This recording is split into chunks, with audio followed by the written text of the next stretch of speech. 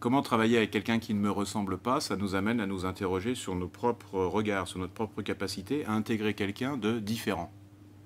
Et quand on évoque la gestion des ressources humaines, les pratiques managériales, émerge cette notion de talent. Pour moi, un talent, c'est quelqu'un de différent. C'est quelqu'un qui arpente d'autres chemins que les chemins conventionnels, que les chemins habituels. Et puis, une autre caractéristique, c'est qu'un talent, il ne reste pas sur le banc.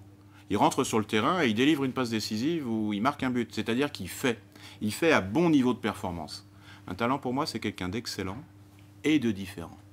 Et puis, si on s'arrête là, c'est nous faire courir le risque de la guerre des égaux, de la guerre de tous contre tous. Chez le talent authentique, il y a la notion de générosité. Ce n'est pas quelqu'un qui est dans l'organigramme.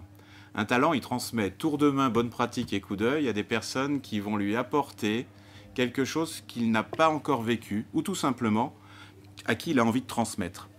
Dans nos organisations, ces personnes excellentes, différentes et généreuses, soyons sincères, elles sont souvent rejetées parce qu'elles nous renvoient parfois à notre incompétence consciente. Un talent fait avec aisance quelque chose que j'ai eu du mal à faire. S'il le fait avec générosité, je l'accepte. Et donc, il convient de protéger les talents. Il convient de protéger les talents et il convient de s'ouvrir soi-même à une perspective intégrante dans laquelle on s'étonne volontairement de pratiques qui ne sont pas les nôtres. Nous nous cassons les os de la tête. La gestion des talents, au sens où je l'entends, c'est une pratique de l'étonnement volontaire dans laquelle on fait rentrer des personnes et on continue de travailler avec elles et on s'enrichit de leur parcours excellente, différente, généreuse.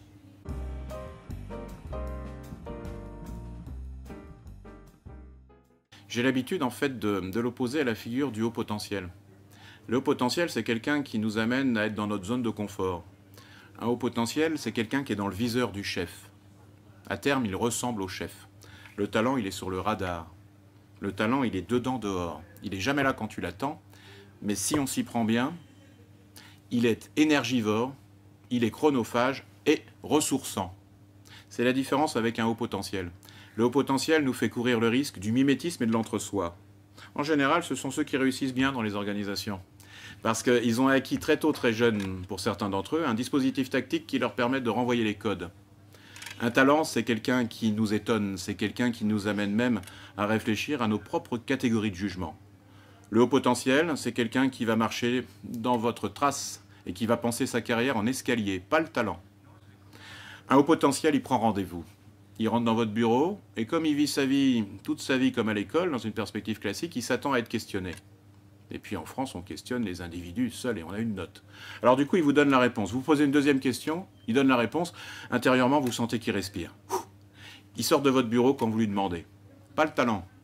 Le talent, c'est quelqu'un qui bouillonne, c'est l'art du questionnement. Et on a tous un talent. Il convient simplement de pratiquer un environnement apprenant. Il rentre dans votre bureau et à ce moment-là, il vous pose une question. Et là, il renverse un rapport traditionnel, hiérarchique, pyramidal. Et comme il a ce moteur, comme il a cette passion, bah vous allez lui répondre. Mais en même temps, ça vous prend du temps, ça vous mange de l'énergie. Mais c'est une belle énergie car quand il ressortira, alors que vous ne lui avez pas demandé de votre bureau, en fin de semaine, il va venir vous apporter une réponse opportune. Un haut potentiel, ça construit souvent des organisations hiérarchiques pyramidales avec la peur au ventre. La peur de ne pas être choisi et de ne pas avoir le poste d'après. Un talent, c'est quelqu'un qui veut co-construire son projet de vie tout court et il vous invite à partager avec lui le poste d'après-après. D'ailleurs, ce n'est pas un poste, c'est un parcours de vie. Je pense que nous souhaitons tous travailler avec des talents, mais que dans une logique de complémentarité, il convient d'avoir des profils très diversifiés.